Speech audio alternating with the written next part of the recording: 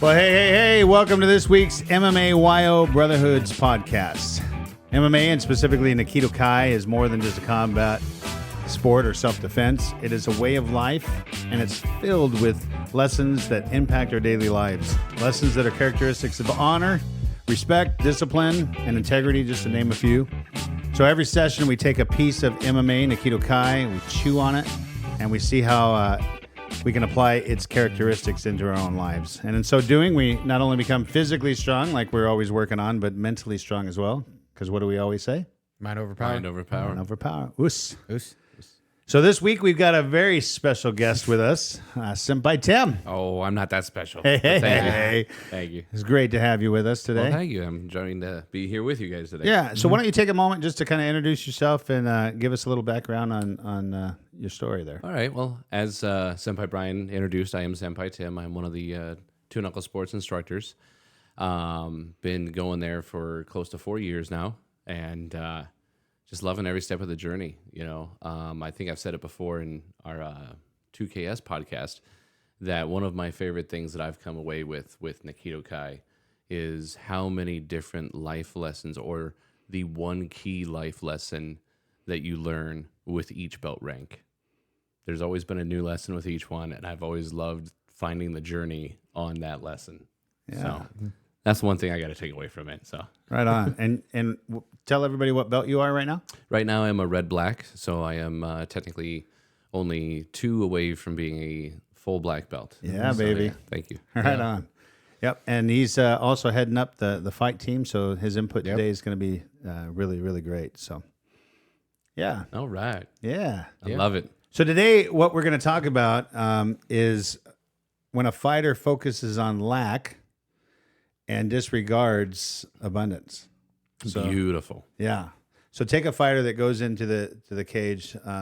Maybe he studied some film over the week, and he sees this weakness in his opponent, and he gets into that ring and he wants to exploit that weakness, and he's so focused on it that round 1 goes by and it never exposes itself, and he just missed a round and completely missed all of the opportunities that the fighter was giving him because he's focused on that one thing, right?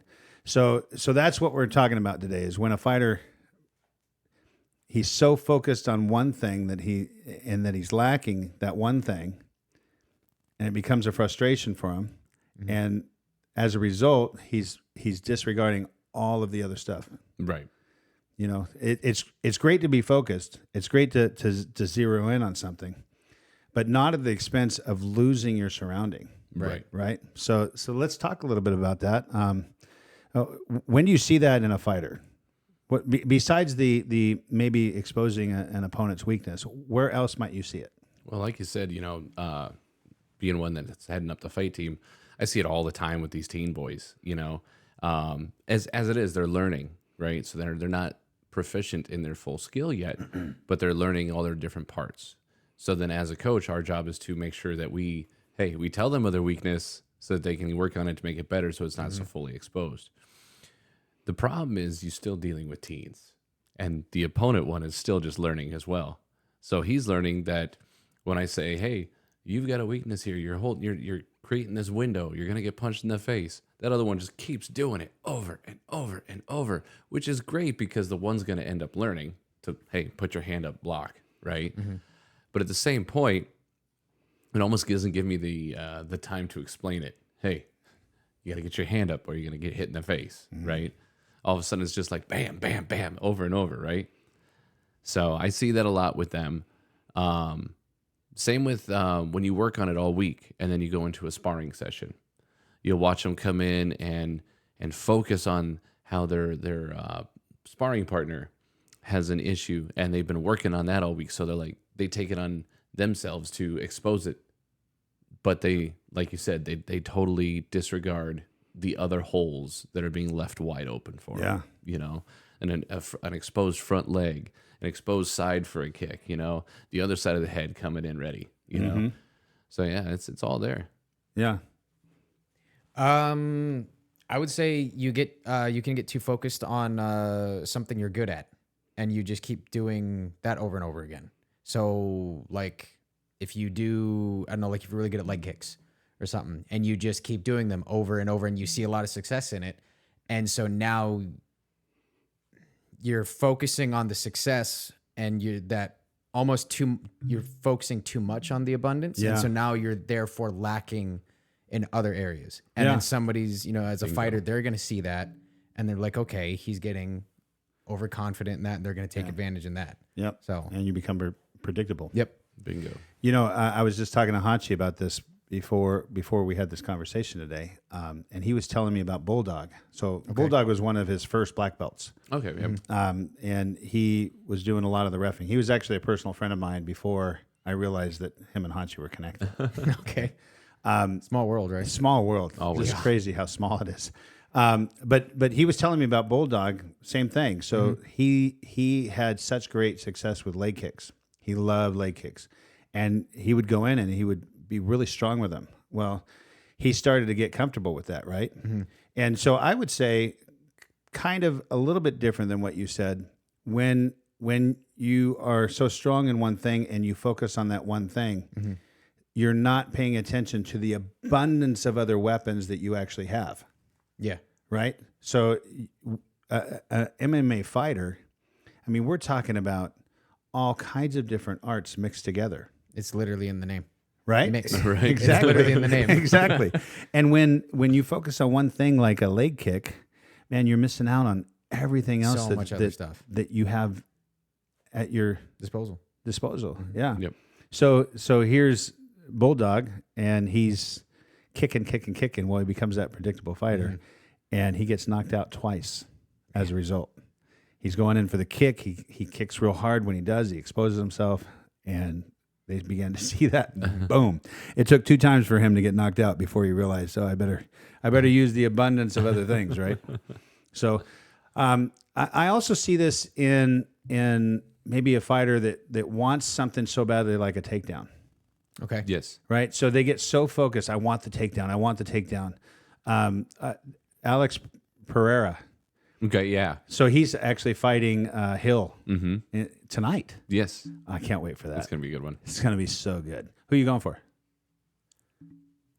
I don't know about that one. Right? That's hard because, is. I mean, Hill is the champ. Right. And the only reason why he's not, he had to give up his belt because he tore his Achilles playing basketball with his buddies. Right. Like, I how think- sad is that? For argument's sake, I think on my pick card I picked Hill, Okay. but I don't really remember off the top of my head right now. Yeah. But if that's what I have to go by, then that's what I'm going to go by. I'm still going with Alex, though. Alex, to me, just a super cool guy. I mean, he's a full champ to me. There you You go. know, he wears it right. Where Hill's a little, I don't know, little ghetto. Yeah. You know, but that's good too, right? So I don't know. It's just the attitude. Right. Well, I mean, we've seen that in the attitude of even our own fighters. You know, we've got some that are a little, street worthy there, and then Right, some that are, exactly. very clean cut that have not been exposed to much of the outside world. Yeah. So you see them in the way they fight. Yeah. Sorry, that's in a whole nother Whole side nother topic realm. there, but that's awesome. So going back to Alex, so he fought the Czech for the belt, Yes. right? And it was interesting. I can't remember the Czech's name, but he kept going in trying to get that takedown. He kept trying over and over and over. And that's what got him knocked out. He went in for the takedown and he wouldn't abandon it. He wanted it so badly. And Alex just started beating on the side of his head on his ear to the point where he got knocked out. Exactly. Well, that's just to jump up. That's something that we do at the dojo too. Is a lot of times when we're instructing, is if something's not working, switch it. Do something else. Yeah. Because it's not working. Exactly. Don't overexert yourself and expend all this energy on something that's not working. Yeah. I see it all the time with our BBC group, our black belt clubbers. We push them a lot harder. So we're forcing them, well, not forcing, that's a wrong word. We're getting them to be more forceful in their bodies, putting a lot more practicality to everything that we teach. You see it in them. They learn the new move, whether it's like, hey, I'm going to get this takedown, I'm going to go for this Americana. They'll get so focused on that Americana or arm bar or something like that they don't see that they can switch it up to something they missed else. 3 or 4 other things. Exactly. Trying to go into that. Because yeah. why? Their opponent is sitting there going, no, you're not getting this one. You're not getting it. And so they fight so strong on that where everything else is completely left wide open. Yeah. But again, we're focused on the wrong thing. Yeah. It's great to be strong and determined for something and keep working on it, but not when you get that tunnel vision Right. and you're completely ignoring everything else. Yeah. And that's And if I heard you right, it works in the defense as well. Exactly. Like you might be focused on in your defense on one thing, and you're missing all the other stuff that's happening. Exactly. That you could do the reversal. You can do all these different things that he's given you. Completely. Yeah. What a great topic. So how might we apply the same thing in our lives? Like how often do we focus on lack at the expense of disregarding the abundance that's around us? all the time.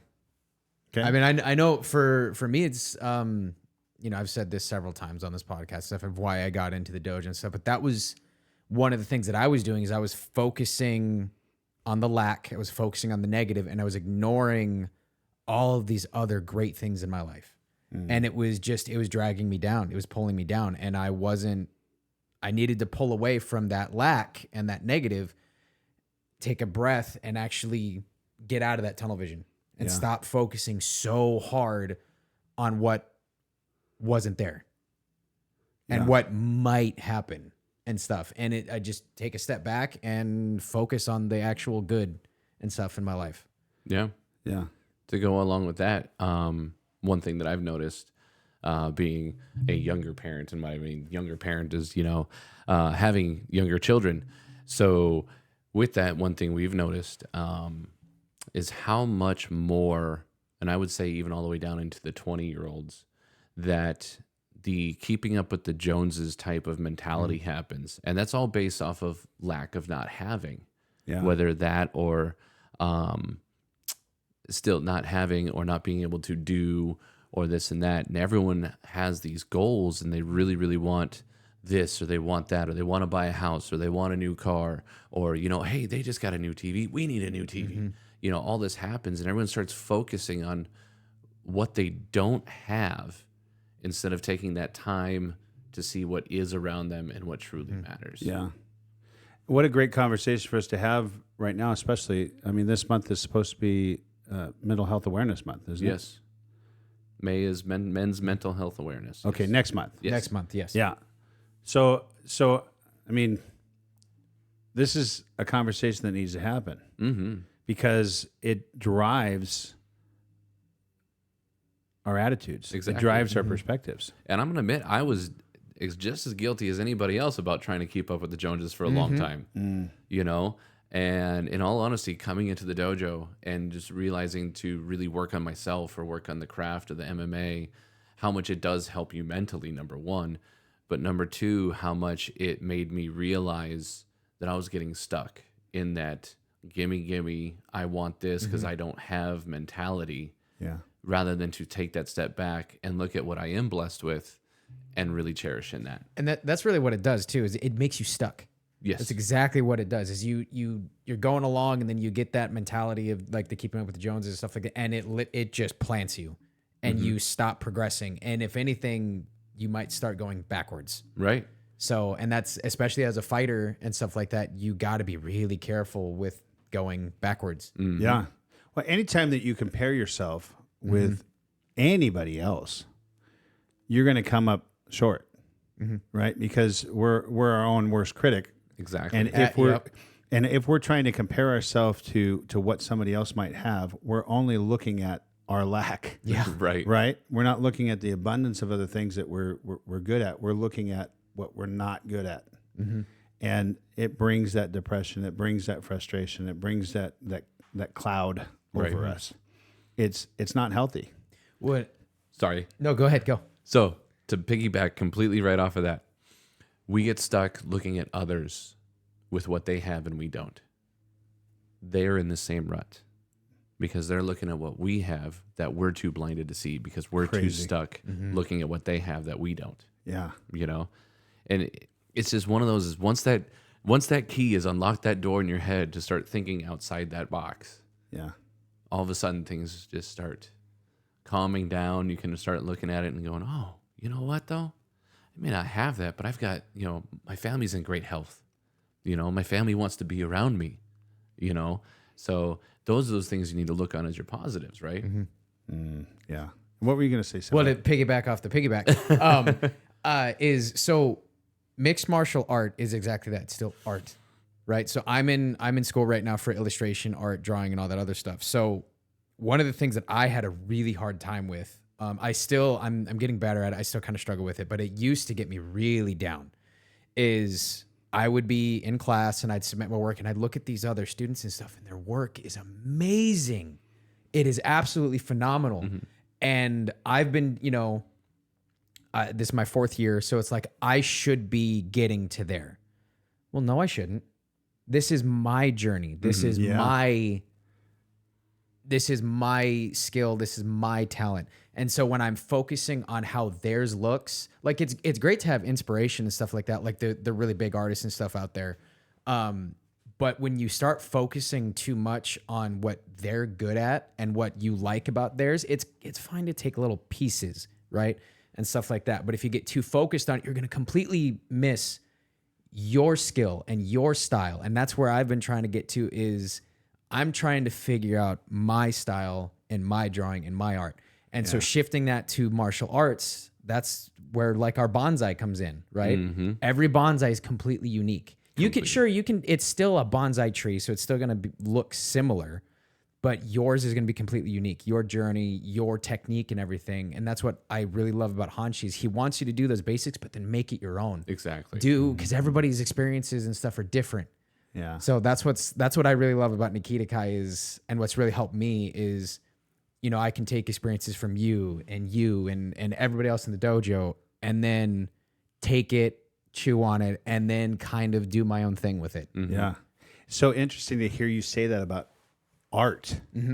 Because when you think about art, it is so individual. Yes, absolutely. I mean, an artist it's there is no art like anybody else's, right? You might have styles, but that's what makes the art unique is it's individual. It's not the same as everybody else. Exactly. So your art should never look like his art, right? Because now I'm losing myself. Right. Yeah. I agree. That also brought up, and I know it's slightly related. I remember seeing in one of my old offices I used to work in, those, what are they, the accessories, those pictures that have like the little saying on it, whatever. There was actually a poster of Michael Phelps's last swim where he was winning. I don't remember number 2 that came in, but he was behind him. This picture was taken at the right time. Michael Phelps's head is straight down the line. The guy that was tailing him, his head was focused on Michael Phelps. No kidding. And the quote on there straight up said, winners focus on their goal. Losers focus on winners. Wow. And, when you take that in the whole thing, now, again, people that have and don't have, that's not winning and losing, right? But it's still that whole mentality of the positive, negative thing. You get stuck in that, well, they have that. That's what's going to make me happy. That's my positive, right? But you're getting focused on the negative because you're focusing on a want, a greed, right? Well, end goal. Yeah. You want that end goal immediately. Right. You want that immediate satisfaction. Right. Instead of focusing on, well, they have that. What did they do to get that? Because that's where they get is when they work on it. That's how they get there. Because if they just got it, it wouldn't be the same. It wouldn't be the same. Exactly. It's not that win, if you will. Right. Yeah. Yeah. So there's a healthy way to look at lack, right? When you can look at lack without disregarding the abundance around you, without it affecting the way that you perceive yourself, then it becomes good and healthy because it gives you goals, it gives you structure, it gives you a way forward, right? Exactly. But when you look at it as, I'm not that good, I'm not like that, I'm missing that, So a fighter that's that's looking at all the other opponents around him that are maybe higher ranked than they are. Like Kyler, for example. Kyler's at 11, and there's 10 other fighters ahead of him. If he looks at those 10 other fighters and says, I'm not that good, man, he's already lost the battle, right? Exactly. He's lost that mind game already. Exactly. But if he can look at it and say, wow, I like this guy's this, and I like this guy's this, I like this guy's this, and begins to work on his own art and begins to craft those things, then you're working on a lack in a positive way, right? Right. But the problem is when we have a scarcity mentality. It's when it becomes part of your identity that you don't have, and I think that the sad thing is our world is there. Right. You know, our world right now is there, and I think that some of that is propagated. I mean, we're constantly peppered with it. You said keeping up with the Joneses. Yep. Yeah. But I also think that there's things in place that purposely keep us there. You know, so Stephen Covey, author of The 7 Habits of a Highly Effective People, I believe many people possess a scarcity mentality, and this is what he says: they see life as having only so much, as though there were only one pie out there, and if someone were to get a big piece of that pie, that would mean less for everybody else. Okay, that's interesting when you think about that. It is. Isn't that the Thanos mentality? Exactly. Yeah. A little bit. Yeah. Yeah. Right? I mean, he saw the whole universe as having scarcity everywhere, causing people to have hunger, causing people to live in this poverty mindset.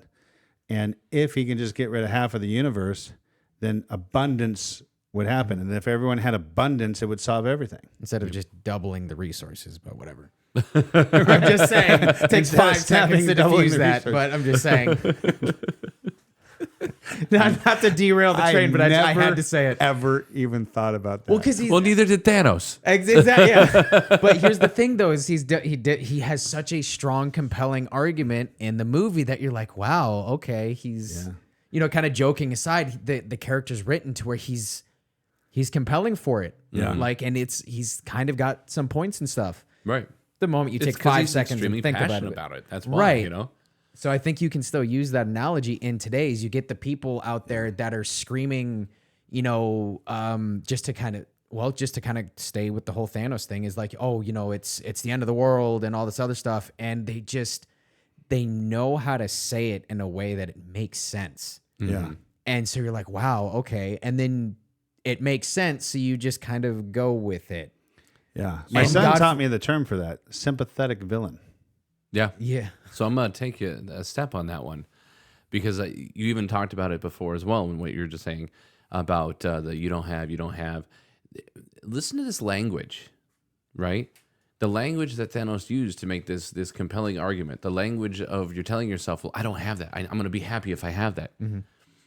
It's all words. Words are extremely powerful, right? Very. And even more so, I believe the unspoken words in your head are even more powerful, because those unspoken words that you're telling yourself is something that no one else is bringing down on you. It's only you. And no one can really ever beat yourself up more than you, right? Absolutely. So to get back in the fact of when you get in that lack mindset, right? I don't have mindset. Your mind is now telling you over and over and over, you're not amounting to anything. You're not going to be happy till you have that. Your life's not fulfilled till you have that. Like you said, that's where your backward steps come in, right? So if I have to say anything for men's mental health this next month, it's listen to that inner voice in your head.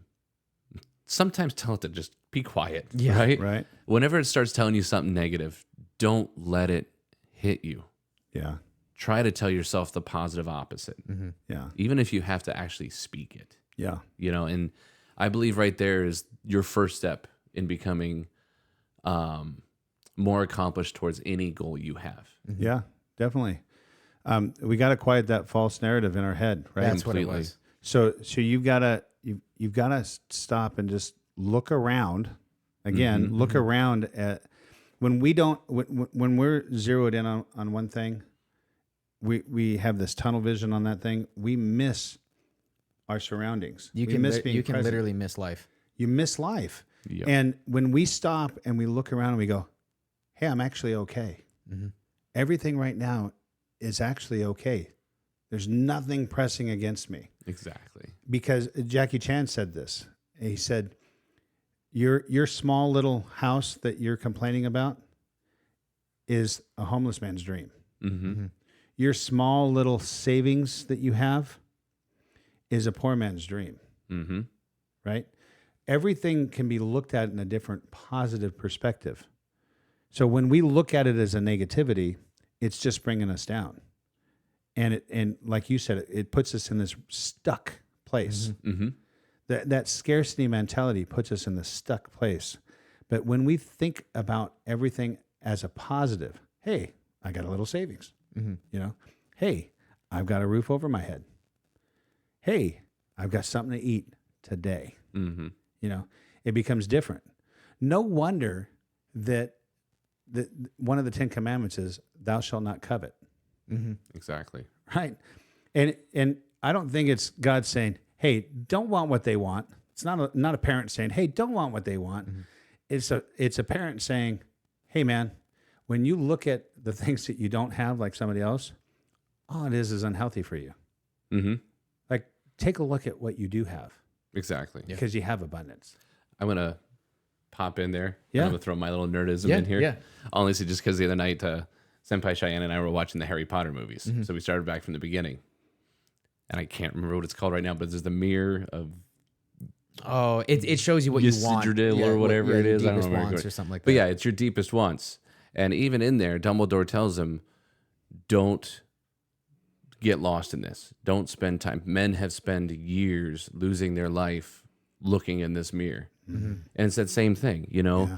when that's coveting, right? You're coveting what you can't have, or you want it so bad that you're getting lost in it and life just passes you by. So yeah, that just brought that in there too. Yeah. So Well, and just to kind of add on to that, I think there it can be a dangerous thing is because in the movie, you know, Harry wants his parents back. Mhm. Well, they're gone. They're dead, right? And he so desperately wants that back that it's becoming kind of detrimental to him. And so you got to be careful with these things that sometimes you just can't get them. right. And or it's unrealistic and stuff like that. So Yeah. So if you walk into any bookstore, whether it's Barnes and Nobles or whether it's a Christian bookstore or whatnot, and you go to the leadership section, you're going to see a book by John Maxwell. Okay. Okay. So he's a really, really big leadership book author. So John Maxwell, motivational speaker and leadership expert, says this. Those with a scarcity mentality fear losing what little they have and believe they must protect it. They find it difficult to share with others. They are often jealous and resentful when others experience success. How often do we feel that? And how often do we see others feeling resentment over somebody else's success? Well, I can tell you right there in my early 20s, that was that. Yeah. To a T. I can't tell you if it was bringing up, if it was a deep anxiety at the time, or just getting stuck in the loss of, man, I wanted that. How did you get it so easy? You know, and like, why did they deserve that? Why didn't I deserve that? There was a lot of that back in those early days, you know, and yeah, again, I think it's a lot of maturity. It's a lot of being able to have someone to talk to, get your head level, you know, to be able to figure those things out. You know, we're all a little bit older, so we're more experienced with stuff like that in a day-to-day basis now. So I think it's easier for us to be able to talk about things like that. But I mean, honestly, if we go talk to an 18, 19-year-old kid, 21-year-old kid right now, they're going to have all those right there. Yeah. Where a true leader always wants to see those that he's leading race higher than him. Yep. Right? yes, absolutely. We want to see them succeed and excel. But if we focus on our own lack, man, that's gonna stop us from doing that. So Maxwell asserts leaders who allow a scarcity mindset to work its way into their culture. Okay, pay a high price. The author of How Successful.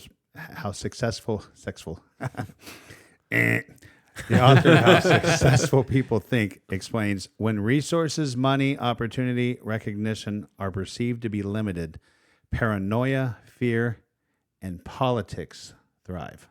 Ooh. Mm-hmm. Okay. Right?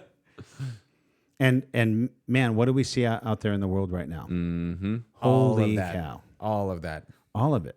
Literally everything you just said, all of it. I think it's purpose too. That's the sad thing is I think it's purpose to keep us in a place of fear, paranoia, battling, even yesterday I was at the store and my neighbor said, "Hey, did you see the sign that they put up? They put up a sign saying that there's going to be a scarcity of food coming up, to be prepared." Mm-hmm. I'm like, "Are you kidding me?" Like, that's all we need right now is Right. some more scarcity, right? Some more fear, some more paranoia, some more people fighting to make sure they... Yeah. I remember when we ran out of toilet paper. Oh, so God. stupid. That was the stupidest thing. Everyone freaking out over that. Yeah. And like massive wars in the store. Yeah. Yes. Holy cow. Yeah. Yeah. Well, and then I remember just it's that scarcity mindset. It's that super kind of selfish mindset. You'd go to the store and you'd see, little 70, 80-year-old grandma trying to find something that she needs and she can't because everybody else has just ransacked the place. Yeah. And so now those that actually need it can't get it. Right. Because somebody else's scarcity mindset totally just overtook hard and they just let it run. So crazy. Yeah. And the other half of the world's laughing. Oh, yeah. Because of they don't course. even use toilet paper. Right? I mean, come on, just jump in the shower. Right. Not true. Anyways, yeah. So, yeah, where else might we see this scarcity mindset? Where else might it apply into our lives that's not healthy for us that we need to get rid of? Should I even bring up social media at all? Yeah. I think that's part of it. I think that's actually the elephant That's in the what room I'm in this saying one. is just social media is just, it's a cesspool of just negativity everywhere. Especially the comment section. Oh man, my. I used to, because I'm a huge nerd at heart. Obviously, my drawing comics and stuff like that. But I used to be part of like comic book debate pages, and they were very formal. Like we'd get super into things and stuff like that. But it was always very organized. It was very polite, and we'd have like moderators and stuff. Now I don't even get in there anymore. And it's a passion of mine because I love the fantastical debates and stuff. And I love debating. I love mature debates. I love mature conversations. Exactly. And now you can't say anything. Like it's all the way down to just comic books now. Like you say, oh, Superman beat such and such. And then you're just going to get called every name in the book. You're literally going to, go hang yourself or like, it's ridiculous. It's the point where the moderators aren't even moderating. Like, anymore. well, because it's all rampant. there. It's there. It's everywhere. Like, and then God forbid you get into politics. There was one months ago, I won't get into names, but like I was in and this was for the most part, at first it was a fairly mature conversation. But it was years back. I don't remember exactly what it was, but I was still in the Marine Corps. So it was like 2017, 2018. But when those riots and stuff were coming around and we were like watching them live on the news and stuff like that. And I commented something on there. Literally, I wasn't necessarily taking a side. I was just pointing out some information. And I was literally told to go hang myself by my own entrails for not knowing the like the Bill of Rights or something like that, or Holy like cow. and I was just Wow. like, okay. I didn't say any names, I didn't accuse anybody. It was just like, hey, here's some information, Right. just so you can. And then this guy literally just told me to go kill myself. Yeah. Wow. And so it's ridiculous. It's so Insane. absurd now. Yeah. Yeah. And I've been it's- told similar things. And what's crazy is the truth is I just get my information from a different place than you do, right? I mean, that's the reality is we just get our information from somewhere else. Yeah. And those two perspectives, holy cow. Yeah. Like you said, it's just really brutal out there. Mm-hmm. And it that's doesn't the need other to part be. of it. Like we can get our information from anywhere because Yeah. that's just it. We're in the information age, you Right. know? So information is abundantly everywhere. And then now people are willing to die on the little molehill they have of where they got their information from. Yeah. Instead of just kind of being open-minded and just at least acknowledging that maybe there's some different information or whatever. But it goes into, you just said the information age, and we just got done mentioning how powerful words are. Exactly. And so now we're in this information age where a single sentence can completely derail a conversation and just ignite people, and they're up in arms. Yep. Yeah. And so it's really scary. Yeah. I was texting with my sister about something, political, and she was giving me her opinion, and I gave my opinion.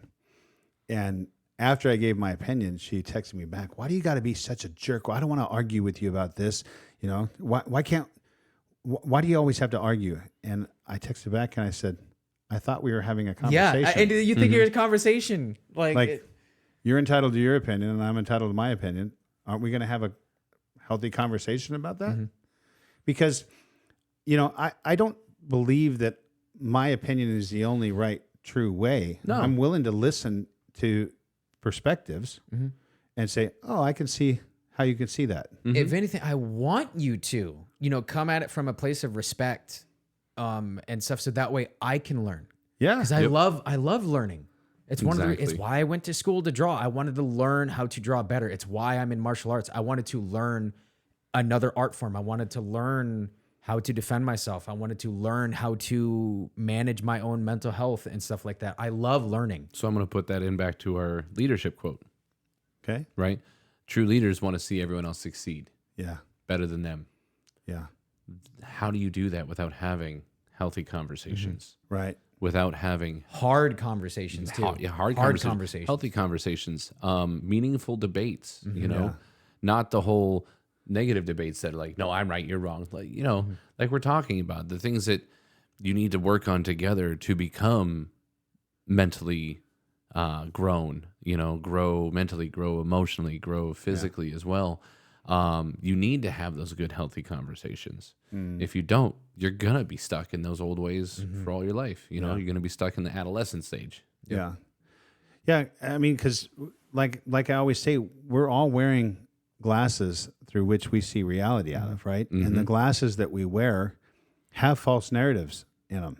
Completely. And so as we're leading others, we're helping them to get rid of those false narratives and put on a different set of glasses through which they can see life better, Right. right? And in doing so, are you not changing your glasses too? Exactly. Different glasses shouldn't be shunned. They shouldn't be pushed aside. They should be welcomed because it opens up a whole bunch of new experiences Yeah. and a whole bunch of new ways to view life and ways to change your way of thinking. So it's just, I'm sorry. Just to go back to the glasses, let's just break this down to an even better analogy, right? You go to the eye doctor. They're going to check your glasses, right? Right. A or B. A or B. Right. 1 or 2. You have two different perspectives to look at it. And how many times do you do that? And they're like, there's really no difference. All right, cool. Move on to the next one. Yeah. A or B. And Well, it's, that one's and it's per eye too. exactly. So, I mean, just take that concept and then put it into life. Yeah. You got all these different perspectives to look at it all the time. So I'm thinking of, for some reason, this popped in my head. I'm thinking of the prodigal son. okay. Okay, so you got this prodigal son. He decides, hey, I want my inheritance early. I want to take it. I want to go out, and he goes out and he spends it all and lives this whole life being stupid, a young kid being stupid. Been there, done that. Same. And now he's wallowing in the pig mud, right? Realizing, man, I could go back home and be a servant and still live this life better than this. So he decides to go back home. The dad's totally excited, sees him off in the distance, and says, "My son is alive." And he races out to him, puts the royal robe on him, and puts a ring on him, and says, "Kill the fattened calf. We're going to celebrate tonight, for my son who is dead is now alive." Okay. Right. But so that's the prodigal son coming home. But that story is so much about the other son as it is the prodigal son. Yes. The other son is like really upset. Like, why? How is it? I've been here with you. I've been loyal to you this whole time. I've been with you, and you've never once killed the fatted calf for me. But you do it for him who did all this stuff. Again, looking at lack when you have all this abundance. So the father looks at him and goes, everything that I have has always been yours. It's always, you've always had the fatted calf. That's always been yours. I didn't have to give it to you because it was yours. It's already there. We're so focused on lack when we don't realize we have it all. Right. We think we might not because we're looking at it through the lens of seeing that person. But the reality is you have more than you could ever think that you have. Right. You just didn't realize it. Right? We are that other son. I mean, we need to look at our lives through that. and go, Exactly. man, our Heavenly Father has blessed us with this life of royalty. Like we really are part of the royal family. Like that's incredible when you look at that. You know? Exactly. So we're getting ready to run out of time here. So I want to quickly turn towards application steps. So number one application step: expect and plan for positive outcomes. Exactly. You know, if we look at life that way and not in the negativity, man, things are every day is gonna be different, right? It's changing that language in your head. I was almost took the words out of my mouth. I was like, that's literally changing the way that it's just like, oh, expect the unexpected or plan for the worst. And that literally says the opposite. Plan for the positive. And that's such a, because even for me, I mean, because I'm still human, is I try to plan for the worst. And so that's almost like a foreign concept. Right. And so, but it's a very kind of profound one. Yeah. Yeah. Man, let's try it. Let's try it this week, you know, and see what we got. Surround yourself with positive people. I mean, if we're going to think positive, we're doing that right now. So we need to do that. We need to surround ourselves with positive people that are going to look at your abundance, right, and promote that. Remind yourself that there's more than enough, and that's going to take us to take off the blinders and take off the things that we're focused on and look around every once in a while. It's okay to be focused, right? exactly. Yes. It's okay to go after your things, but again, not at the expense of missing where we're at, surrounded by. And then the last one, this is an interesting one. This comes from Maxwell as well. Give more of what you want. So you want something, give what it is that you want. Yes. You want more money? You think that you're poor? Give. Well, think of that just in the level of respect. Yes. Yeah. That's where I was going to go. If you want Wow. respect, give more respect, and you'll get more respect in return. Yep. And just try that, over this next week, 2 weeks, whatever, month, try that. It's going to be great. Try just giving a little bit more respect to people, even if it's in traffic. Yeah. I know some of us out there, Yeah. we Yeah. get a special language with a certain finger, right? Try giving that respect. Let them go in front of you. Yeah. Real quick, just to jump on that. So, I'll make a point. So Tess and I, we just watched the classic Roadhouse, right? Yes. And his third rule, Swayze's third rule, be nice. Be nice. Imagine that. I- That takes positive thinking. So I had someone come up on my Facebook feed that has a tattoo that they have on their driving hand, and it's right here on their thumb. It says, "Let them." And it goes with it. They want to be a jerk to cut you off in traffic. Let them. Yep. Yeah. Still, if you got to do what you got to do it, but be nice. Right. Very good. Maxwell says this: be a river, not a reservoir. Ooh. Okay. I like that. Right. So when we're a river, we're feeding. So we're about out of time. I think it was a great conversation today. Yeah. Great conversation. I think it gives us a lot of things to think about throughout the week. For sure. Yeah. So hey, remember this: we're sponsored by Two Knuckle Sports. Yep. Check out the We podcast as well. They have some really fantastic things. They do. They're actually doing their thing today. Yep. And join us for next week. at the Brotherhood, 10 o'clock, Two Knuckle Sports Dojo. I'll leave you with this. Always believe something wonderful is about to happen. Love that. Yeah, Thank you guys for having me. Hey, so great to have you. It's been great. Yeah. So God bless you guys and have a great week. And we'll see you back next time.